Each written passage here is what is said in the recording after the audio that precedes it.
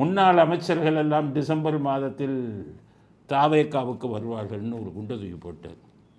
December மாதத்திற்குள் நம்மோடு கூட்டணி வலிமையாக வரும். நம்மோடு இன்னும் பல அமைச்சர்கள், முன்னாள் அமைச்சர் வருவார்கள். நீங்கள் கவலைப்பட தேவையில்லை, உங்களுக்காக நாங்கள் உறுதுணையாக இருப்போம். அப்போ ஜெயக்குமார் வரப்போறாருன்னு ஒரு செய்தி வந்தது. முன்னாள் அமைச்சர்கள்னால் இப்போ KP முனிசாமி வரிசையெல்லாம் கியூ கட்டி வந்துடுவாங்களோ, அது இப்போ செங்கோட்டையனுக்கு இதில் கோபிச்செட்டிப்பாளையத்தில் வந்த வரவேற்பை பார்க்கும்போது எல்லோரும் வந்துடுவாங்களோ அப்படிங்கிற சந்தேகம் இருக்குது. ஒரு வேளை உண்மையாக இருக்கலாம். ஆனால் நான் என்ன சொல்கிறேன், அதிமுக திமுகலேருந்து வரணும், அங்கேயும் கூடாரம் காலியாகணும். இதுக்கிடையில் எடப்பாடி அவர் பாட்டுக்கு உட்காந்துருக்காரு. இந்த பக்கம் பார்த்தீங்கன்னா எப்படி இது காமிக்கிறாங்க பாருங்கள். மக்கள் பார்க்குறவங்க என்ன நினைப்பாங்க, வீடு உங்களுக்கு இவ்வளோ செல்வாக்கு இருக்க அப்படின்னு அதிமுக பாஜக போடுறோன்னா அந்த பக்கம் போட்டுடுவாங்க. எப்போவுமே எலெக்ஷன் டைமில் மக்கள்கிட்ட வந்து ஒரு இதை உருவாக்கணும்.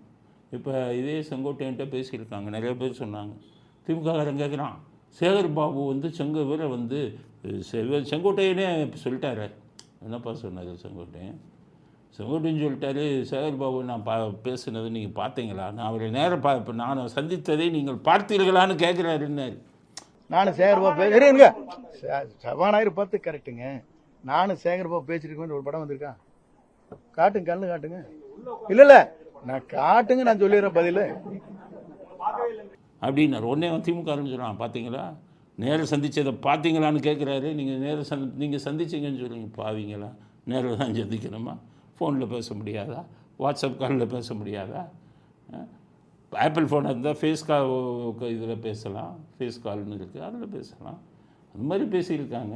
அதுதாங்க அப்போ ஸ்டாலின் என்ன சொல்லியிருக்காரு தெரியுமா, உதவுக்கு கொஞ்சம் பொறுங்க, ஜனவரியில் முடிவெடுக்கலாம். ஏன் ஜனவரி? எலெக்ஷனை நெருங்கும் போது செங்கோட்டையன் சேர்ந்தாருன்னா வாக்காளர்கள், ஐயோ செங்கோட்டையன்லாம் போயிட்டான், அப்போ இவங்க தான் ஜெயிப்பாங்களோன்னு நம்ம வாக்காளர்கள் அந்த பக்கம் போடுவோம். அதனால் எலெக்ஷன் டைமில் கருணாநிதி ட்ரெண்டுன்னா எலெக்ஷனுக்கு 2-3 மாதம் முன்னாடி நிறையா பேரை சேர்த்துக்கிட்டே இருப்பார், முதல்ல ரெடியாக வச்சுருப்பார். அப்போ வாக்காளர்களை வந்து குழப்பறதுக்காக அது மாதிரியாச்சும் செய்யணுமே. எடப்பாடி ஏதோ வரேங்கிறாரு, OPS வரேங்கிறாரு, அப்படி சேர்த்திங்கன்னா உங்களுக்கும் ஒரு பெரிய இது மாதிரி வருமே, ஜனங்க மத்தியில் ஒரு பெரிய நம்பிக்கை வருமே, அதிமுக தொண்டர்கள் மத்தியில் நம்பிக்கை வருமே. இப்போ இவங்க எல்லாருமே எம்ஜிஆர் கார்டை எடுத்துட்டாங்களே, ஜெயலலிதா கார்டை எடுத்துட்டாங்களே, அப்போ அதிமுக தொண்டர்கள் வாக்கு அந்த பக்கம் போயிடக்கூடாது அப்படின்லாம் யோசிக்கணுமே. செய்த பேர் எடப்பாடி அவர் என்ன சொல்கிறாரு, யார் வேணாலும் போய்க்கங்கப்பாங்க. அப்போ அவருக்கு ஆட்சிக்கு வரக்கூடிய எண்ணம் இல்லையா? வெறும் கட்சியை மட்டும் வச்சுக்கிட்டு இருக்கலாம்னு நினைக்கிறீங்களா? அவர் திமுகவை வந்து ஆட்சியை விட்டு நீக்க வேண்டாமா?